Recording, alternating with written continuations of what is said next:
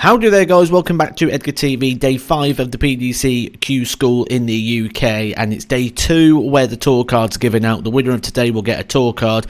We'll also start to see the order of merit take shape at the end of today as we do get to the halfway point of this secondary phase. Before we get into this, I just want to say I did return to action myself last night, picking up 6 points at the Super Series. I am in action again tonight from around about 10 o'clock on the Modus Super Series YouTube channel, or on Sky Channel 427. If I can stay in the top 3, that will put me through to tomorrow night in the finals, where you will be able to come and watch. You can book tickets, they are free to book on dartshop.tv. Hopefully I'll get through and hopefully see a few of you down there to cheer me on in the finals tomorrow night. But job to still be done tonight. Who knows what to expect? I certainly didn't expect what happened last night. So couple more wins and I could be in, and we could be meeting up tomorrow night down at Portsmouth. But this is about Q School, and this is about those tour card positions. And there's a couple of things really that stand out in this first round. For me, Cam Crabtree was one of my big favourites to get through this. He won a week at the Super Series, which I'll be hopefully following in the footsteps of tomorrow. And he went out in the opening game, so no points for him. Alan Norris, someone who's been struggling for years with injuries and shoulder issues, back issues, but he's playing well and he's picking up wins here. It's probably the best I've seen him play for some time. Shane McGurk, another one of my predictions, he takes out Mark Dudbridge, who's been playing well. No results though for Dudbridge. Fallon Sherrick went out early yesterday, but she's got a win on the board here. It doesn't mean she's going to be getting points as of yet, but it does give her the opportunity to get some if she wins again. Points only come from the round where everybody's played. Danny Lauby and Alex Spellman flying the flag for American darts again. This is the best I've seen of Danny Lauby. Danny Lauby's attempted Q School, I think, 5, maybe 6 times now, and he's never really produced the level he's producing now. He is playing the best darts I've seen of him, and consistently, and I think that's the bit that stands out. I've seen him play good games, of course we have. We've seen him play good games against Ryan Searle at the World Championship, but to play as consistently as he is. John Park is playing consistent. He's playing consistently average, but consistently picking up results. And he picks up another one here, which will be pleasing many of the John Park and nostalgia fans. Ashley Coleman, unfortunate draw there for him there. He's picked up 4 legs against a guy averaging just shy of 105. So again, really showing some good qualities. And when he went down yesterday, it was only to Andy Bolton, who is arguably one of the better players without a tour card. That is a conversation you have to have with Daryl Pilgrim, who went out in the first game yesterday, which is a bit of a surprise. He picks up a victory against Ryan Finesse and gives himself an opportunity now at getting some points. Connor Scutt, the Scutman, the Scutman John. Connor Scott, if you notice, I only put 9 people in my prediction of 10 people I expected to get a tour card. Connor Scott was one of them. I just forgot to name him, so sorry Connor, but you are in my list of 10 people to get a PDC tour card.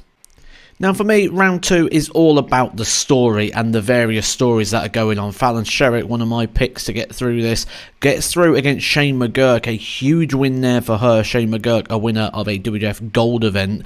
Lot of talent in the bag. The 2 Americans, Alex Spellman, Danny Lauby, going through. Again, Danny Lauby around that 97 average. Consistently brilliant was how I described him earlier on, and I'm going to stick with consistently brilliant here for the American player. We did lose quite a few of our favourites though. John Henderson, a player everybody loves, he's gone out at this stage and is really struggling in order now to get that card. He's going to have to go hard on the last couple of days. Daryl Pilgrim, again, most people's bank a win here to get through this, also going out again with no points. And Richie Burnett also going out at this stage, 6-2 to Steve Haggerty. If Richie Burnett though doesn't get a PDC tour card, I think he's going to be at the Circus Tavern for the Seniors World Championship. That's where I'm going to hang my hat on that one.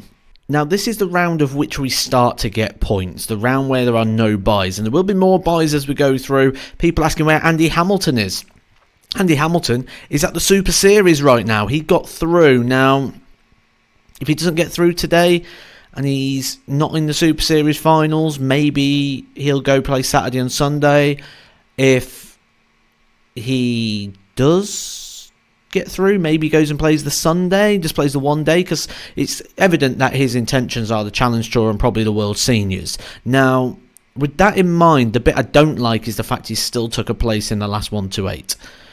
That should have gone to somebody else rather than the B buys in there. So that's, and if you say, well, you finish outside, Willie Borland got in by the skin of his teeth because legs difference were the same and points were the same. Look what he's doing. He's flying in that order of merit. So it could have gone to someone who might have actually genuinely got their card rather than be sent back up the M6 or down the M1 or the M4. Let's not go through the motorways. Let's just look at the results, shall we? There's too many motorways to do that with. Alan Norris picking up a point. Good run there, losing out to Bradley Brooks, who never really recovered like Willie Borland did from that big moment they shared together at the World Championship when Willie Borland smacked in a 9-darter in the deciding leg. This time takes out John Part. Leighton Bennett, core blimey, he's been playing some good stuff this week, hasn't he? A 6-1 victory here over Scott Mitchell as well. Maybe Leighton Bennett's starting to blossom. If you remember Michael van Gerwen, when he burst onto the scene, took a step backwards, took him a couple of years. I remember he couldn't win a game on the Pro Tour, then started playing well. Maybe we're seeing the same here with Leighton Bennett. The two Americans, Alex Spellman and Danny Lauby, we lost one of them. That was Spellman, despite averaging 10 points more than Danny Lauby. But Lauby picking up a 6-1 win and also picking up some more points on the charter. No real big surprises in this round of players we lost. We did lose Fallon Sherritt to Rob Grundy, who Glenn Durrant argues and debates and states that he is the best player in the North East. He won a Challenge Tour last year and the Modus Super Series week, so it's quite hard to debate that. But the Scutman, Connor Scutt, also through. So a couple of Edgar's predictions still in and swinging. At this point, just a live in-play check in terms of the points. For me, William Borland on 7 points is pretty much already in. When you look at the cut-off at the moment, is 3 points over 2 days. If that happens again, then this will become 6, and Willie Borland's already on 7. The other thing is, this is live in play, and he's in the last 16. So, as far as Willie Borland's concerned here, he's got to be beaten 3 times still before we can add on more points to that tally. I think he's in with a very good shout here, Willie Borland. And if I was in Q School, I'd almost want Billy Borland now to win a day, get that tour card outright, and kill off those points, because he's got a big haul of points there. And we've got a few now closing in on the 2s. It's going to make a very interesting last couple of days. Now, another person we can add to the list of people who are not going to be getting a tour card has got to be Lewis Gurney. He's recently put a post out on Facebook saying that he has pulled out from the last couple of days, saying that he's been struggling recently with a chest infection. That means he is unfortunately not going to be able to take his place for the rest of the event. He will still be aiming to get on that Challenge Tour, get that golden ticket, but he won't be getting that PDC tour card. There will be opportunities for tour cards though for the players down the right hand side, losing in the last 16. Good points on the board for them. William Borland backing up that good day yesterday with a run to the last 16. I think one more win should guarantee it for him, but I think he's pretty much home and hosed. I think he's there, but one more last 32 I think puts William Borland back on the professional tour. Dom Taylor, someone I haven't spoken about a lot on this channel, but is someone who every time I speak to people about Q School, everyone says Dom Taylor, and he has just beat Ice Cold Beverage in the last 16, getting himself to the quarterfinals and picking up some good points here. So now he has to come into that conversation over the last couple of days when you're getting through to the quarterfinals. Connor Scutt through to the quarterfinals, trying to get back that tour card. He's just had 2 years on the tour. Very dangerous customer, averages well over the 90 mark. I think he deserves his place back on the Pro Tour. Danny Lauby has yet to get to the Pro Tour, but is continuing to pick up the points. He is getting closer and closer. This is the year. If Danny Lauby is going to get a tour card, this is going to be the year. This is the best I've seen him play. Yes, the last couple of rounds have been a drop-off. They've been a drop-off though, but he is winning, where in the past he's not been able to win unless he plays that A game. Quarterfinal stage is 3 points for losing this round, so in with a good chance when we think that potentially 6 points is going to give you a chance. 7 points I think gives you a very strong chance. 8 should be enough. So 3 points given to James Hurrell, who is quite high up on that WDF ranking. Adam Paxton, a surprise run for him, but he's now in the mix, going down to America's Daniel Albee, who picks up more points on the board today. He's in with a very strong chance now of finally getting over the line and getting that PDC tour card. Leighton Bennett also in with an opportunity. It's also been brought to my attention that he missed the 9 darter in that match with Scott Mitchell earlier on. He goes down to Matt Denon, who you may remember nearly stopped the Glenn Durrant story at Q School many years ago. Glenn Durrant surviving missed opportunities from Matty Denon. And Dom Taylor, well, maybe it is time that we start going along the lines of what everyone thinks, that this guy could be getting a card. He's just beat Connor Scott in a high quality affair here, gets himself a minimum 4 points, but good day's work for Hurrell, Paxton, Bennett and Connor Scott, as them points table will start to take shape now.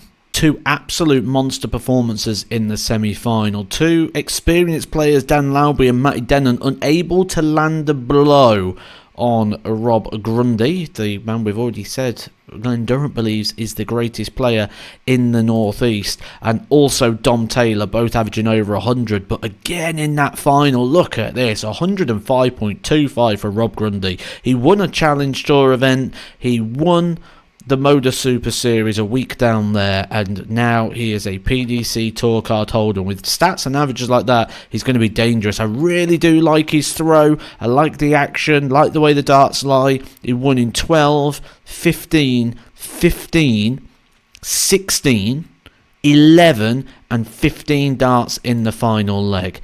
I'm really excited to see Rob Grundy and how he gets on the tour. I'm a big fan of his game and the way he conducts himself on the hockey. I expect that this is a player we could see reach the top 64 of the sport by the end of his 2-year tour card. We will just take a quick look at the order of merit table as well. This is how the land lies. Willie Borland, I've been saying pretty much throughout, he's pretty safe now, I believe. Maybe just one more point to secure that. Matty Denon in a very strong position. Hurrell and Dom Taylor on 5, looking very good. I think the cut-off, we're going to need excess of 6 points, but there are plenty of people in with a chance in touching distance of that PDC tour card. Now there are 2 more days to go on the secondary phase of Q School. At the end of the next 2 days of play, we've got Saturday, we've got Sunday. We get 1 more winner from each day, so 4 tour card holders in total from winning those days. The rest of the places are going to be on that order of merit, which finishes on Sunday. We're at the halfway stage. We are going to know every single tour card holder within the next 2 days for 2024. They will win a 2-year card, so it's this year and next year should they get through Q School. I'll let you know everything you need to know as it goes throughout the Q School, both UK and EU. I'm off to go get myself ready for day 2 of the Super Series. Hopefully we'll have some good news tonight. Catch you soon, guys, for some more Edgar TV. Edgar TV.